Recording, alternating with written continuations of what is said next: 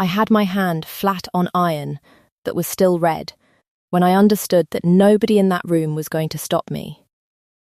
40 men at a long table, a war on one end of it and a lie on the other.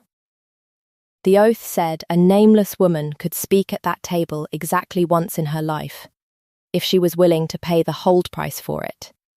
And the hold price was the iron. And the iron was right there in the brazier, where it had sat all morning going the colour of a sunset, while men argued over who deserved to die next. Somebody behind me said my name like a plea. I looked at the man at the head of the table who had gone the grey of old ash, who had not moved, who could have ended this with one word and would not use it because he did not know yet what I knew. Then I closed my hand. It began 11 days before that, on my knees in a corridor, singing to nobody. I want to say at the outset that I liked scrubbing floors. People find that difficult, so I will explain it once. Blackfen Hold has 400 paces of gallery on the second floor, black flagstone, cold as a river, and at the 6th hour it is empty. Nobody sees you.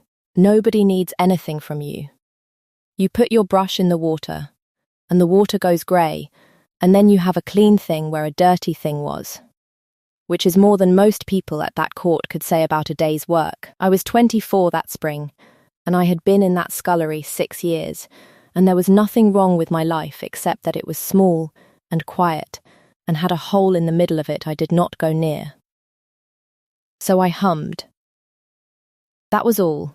It was a habit, older than my sense. It was the Fenwater Harvest Song, the long one, the one that runs 17 verses, because it was designed to get a valley through 17 fields. Every child from the water farms could sing it before they could carry a bucket. I did not sing the words anymore. I have not sung the words since I was 18 years old.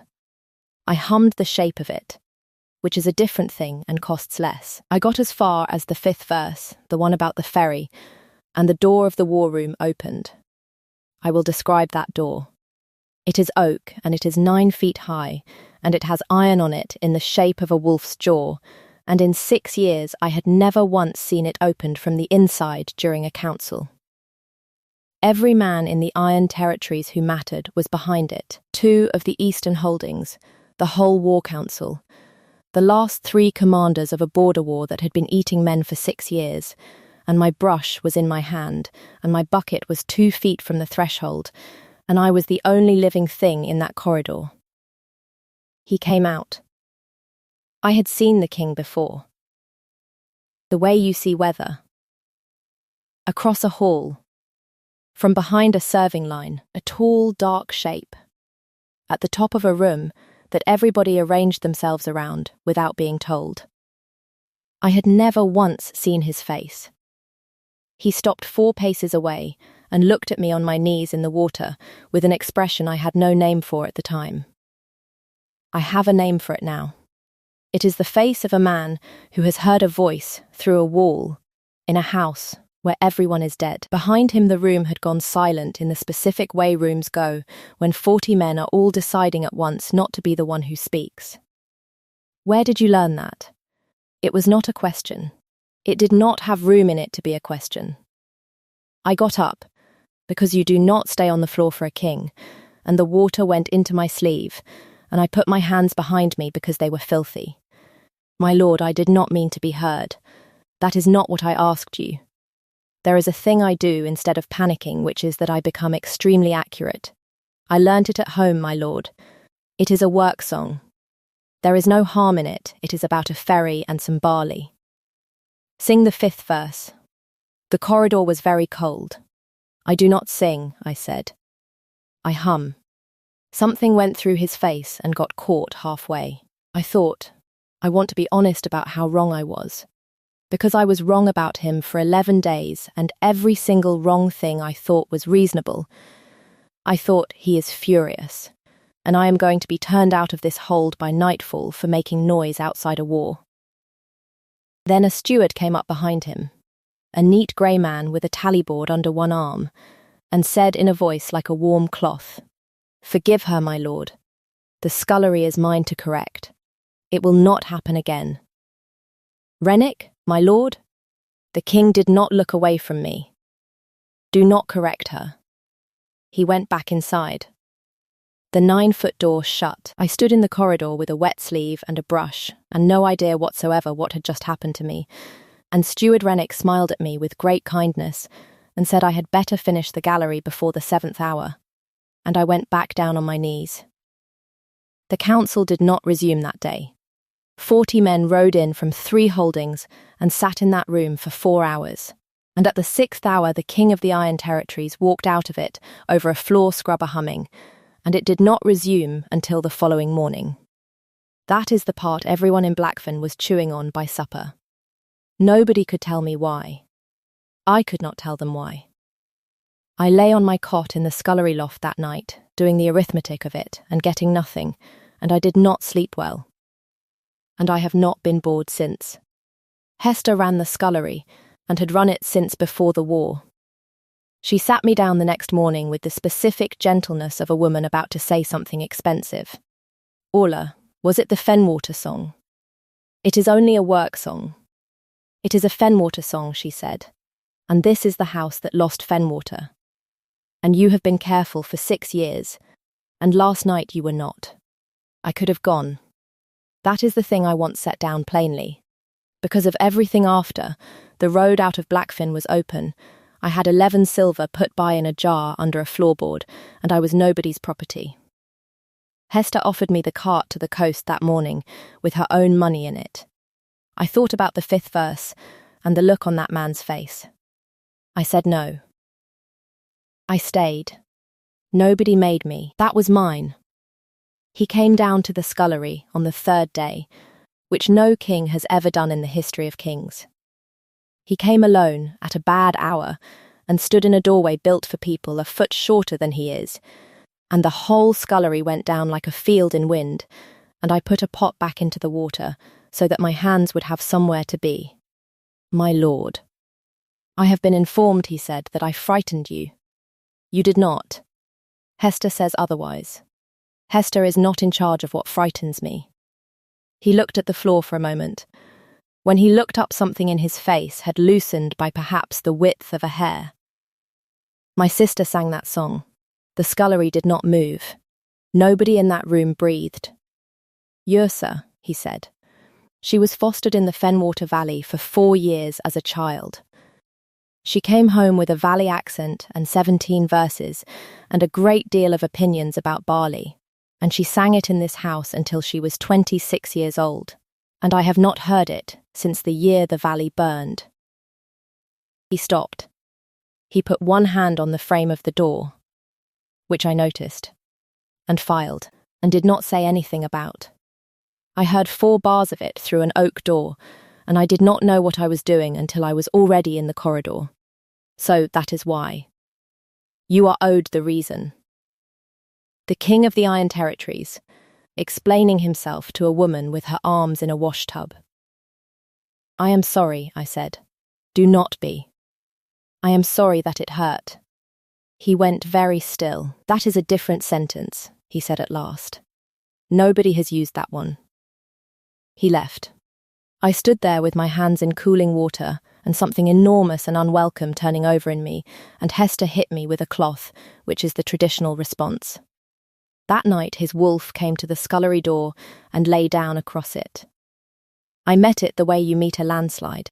It was black, and it was the size of a cart horse, and it put its head down on its paws in the doorway of the meanest room in the hold and stayed until the fires were banked. He is not allowed in here, said one of the girls, from underneath a table.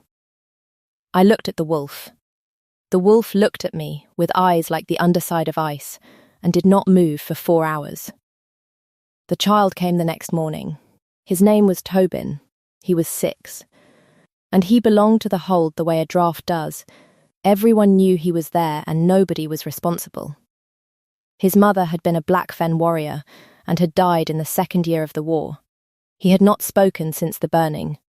Not to Hester, not to the healers, not to the king. 6 years. He followed the wolf. That was his whole arrangement with the world. Where the wolf went, Tobin went, 4 paces back, and the wolf had begun going to the scullery. So on the fourth morning, I had a wolf across my doorway and a small silent boy sitting on an upturned crate, watching me scrub the second-floor gallery with an intensity that could have started a fire. I did not talk at him. People had been talking at that child for 6 years, and it had accomplished nothing. I gave him a brush.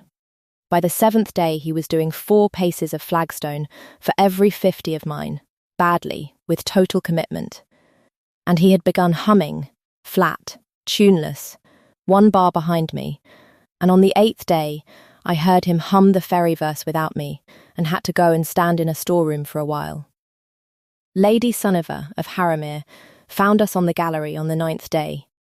She had come for the peace council with her father's banner, and an understanding, apparently long-standing and entirely one-sided, about who would be sitting beside the king when the war ended. She looked at me, and at the child, and at the wolf lying in the sun at the end of the gallery, and she said, to her women, at a volume built for the purpose, how very affecting. The hold has found a use for the enemy's leavings. I have thought since about all the things I could have said. What I did was put my brush back in the water, because Tobin had gone the colour of the flagstones, and because a boy who has not spoken in 6 years does not need a fight happening over his head. The gallery is wet, my lady, I said. Mind your hem. If you want to know how a floor scrubber ended up standing at the war table with her hand on hot iron, and what a boy who had not spoken in 6 years finally said, in front of the whole council, stay with me and follow along so you do not lose the thread. We are 9 days out from it now. It gets much harder before it gets kind. He sent for me on the 10th night. Not to the war room, to the North Gallery, which had been shut since the year of the burning. Edric came to fetch me, the king's second, an enormous quiet man who had never in 6 years said a word to me that was not about a door. He will not tell you why he is doing this, Edric said on the stairs. He does not know. I have served him 11 years, and I have not seen him open that gallery for the priests, his council, or me. The North Gallery was cold and full of sheeted furniture, and there was 1 window uncovered at the end of it, and a young woman's belongings on a table under it, arranged the way you arrange things when you cannot decide to put them away. Alaric was standing at the window with his hands behind his back. You may come in, he said, or you may go, and I will not ask you again either way.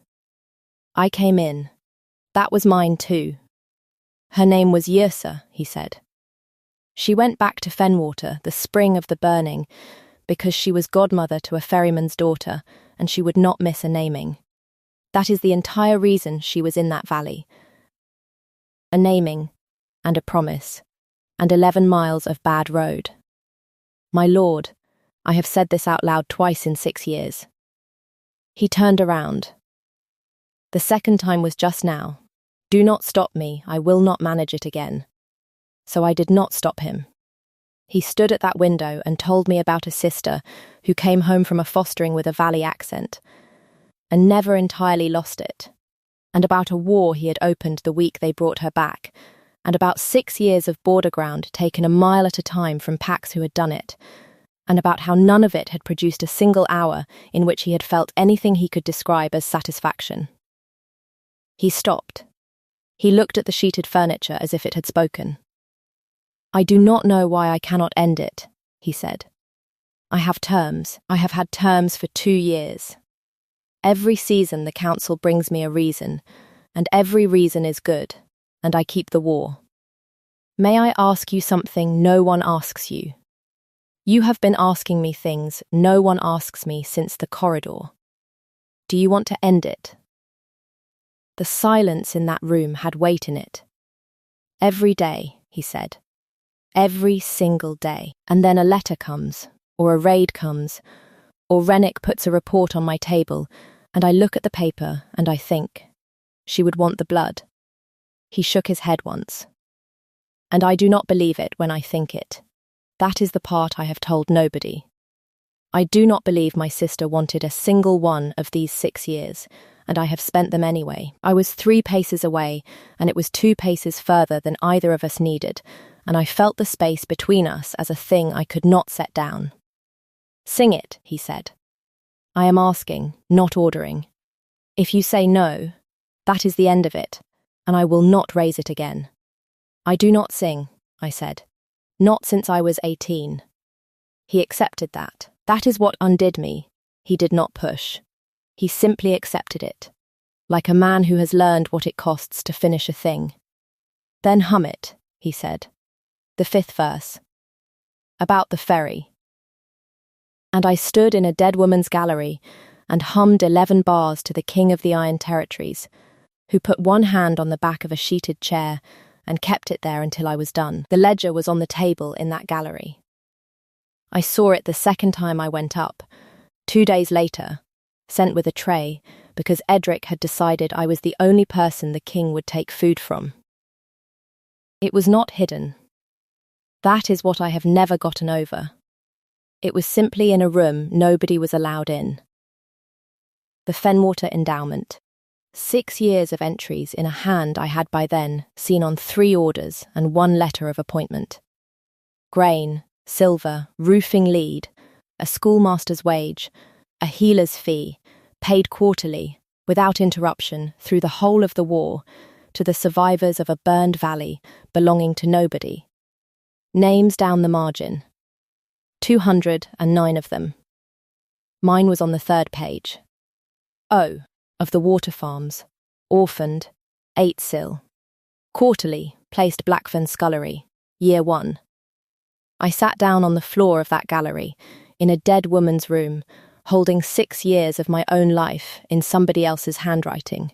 He had been feeding the valley he was avenging, every quarter, for 6 years, out of his own hand, while 40 men downstairs argued about whether to take another mile of ground for her. My 11 silver in the jar, under the floorboard. The place in the scullery I had thought I had earned by walking 11 miles at 18 with nothing.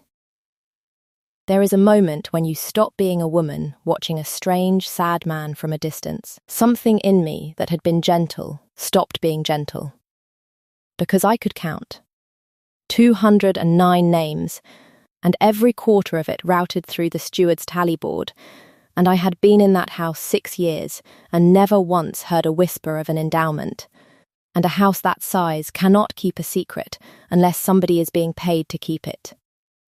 I went and found Hester, and I asked her one question, and it was not about the king. Who reads his letters before he does? Hester looked at me for a long moment. "Rennick," she said, "since the burning. He asked for it. He said the king should be spared the worst of them. The accusation came the next morning, and it came from Sunniva, which is exactly how it was meant to come. She brought it into the great hall in front of the assembled council, with the enemy envoys already 3 days out on the road, that the woman scrubbing the king's floors was Fenwater born, that the valley was enemy ground by the terms of the war, that the king's own hall was harbouring enemy blood in a war season, and that the punishment under Blackfen law was the road and the brand, or worse. She was right. That was the trouble. Every word of it was true. And I want you to notice, I noticed it at the time and did not understand what I was noticing, that it was Rennick who had, 2 days earlier, gently and helpfully asked Hester which valley her scullery girl came from. For the household roles, so that everything would be in order.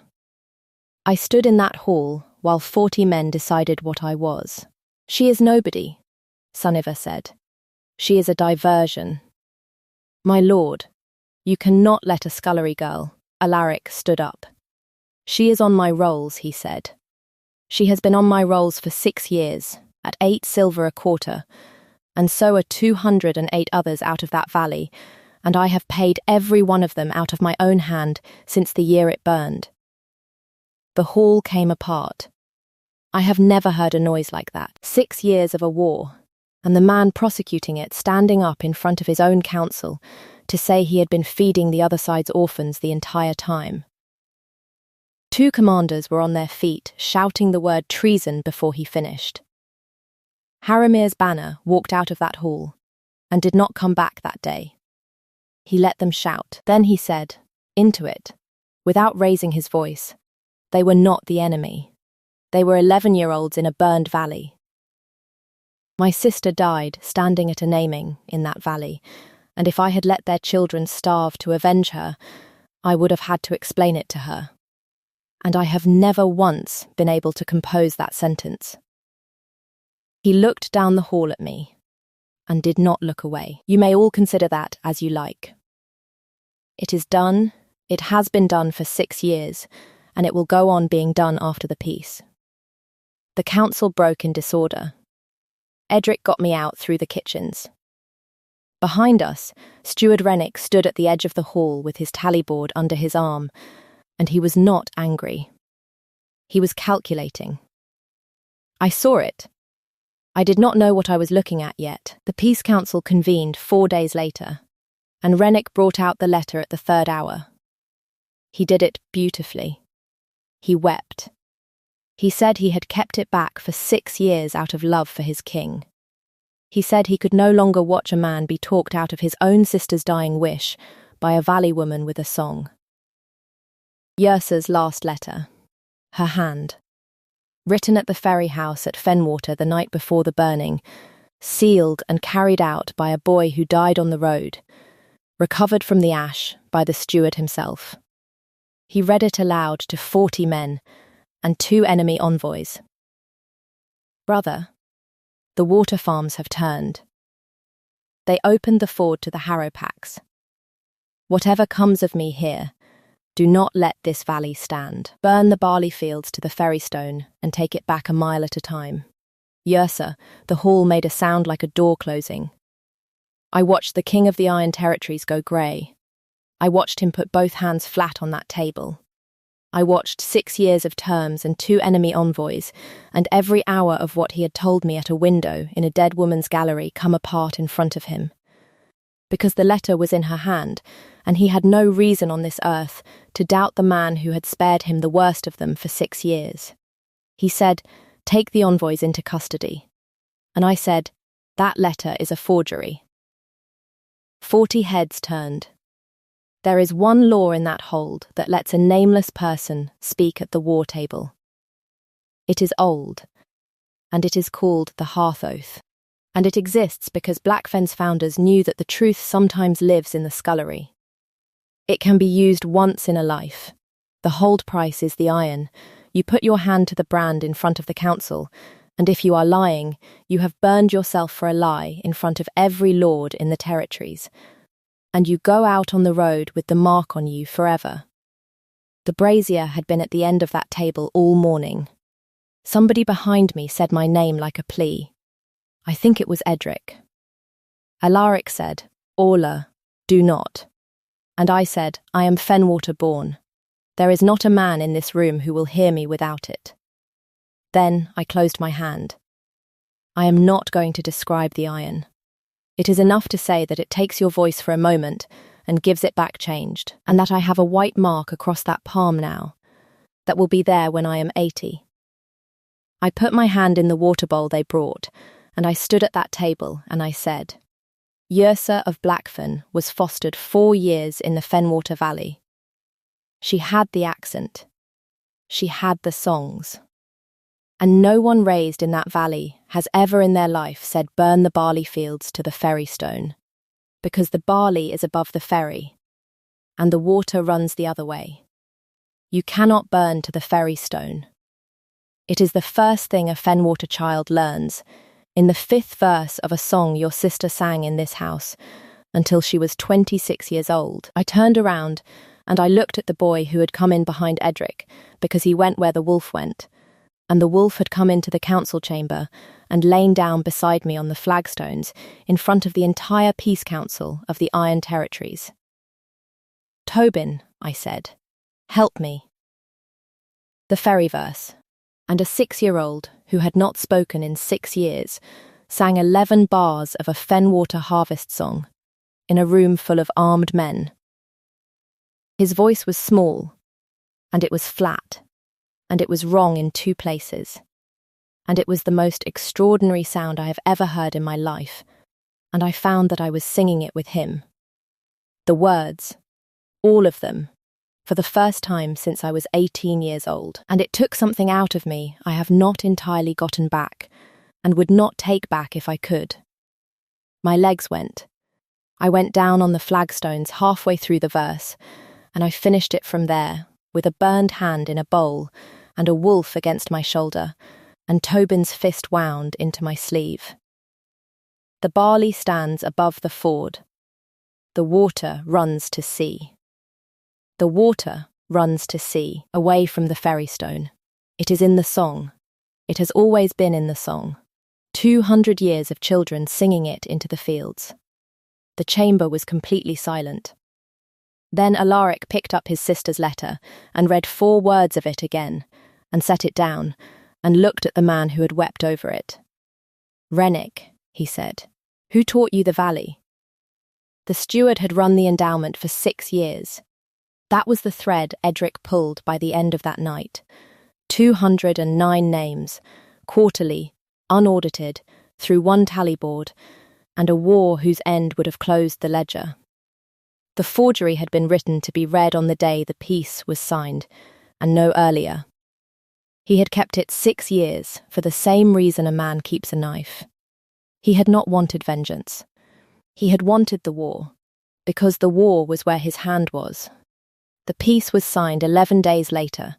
It was not clean afterward, and I will not pretend it was. Haramir took its banner home and has not sent it back. 2 commanders resigned rather than put their names on terms with the packs that burned the Fenwater Ford, and one of them was a good man. And Alaric let him go without argument, and did not sleep the night he did it. There are men in that hall who look at my hand before they look at my face.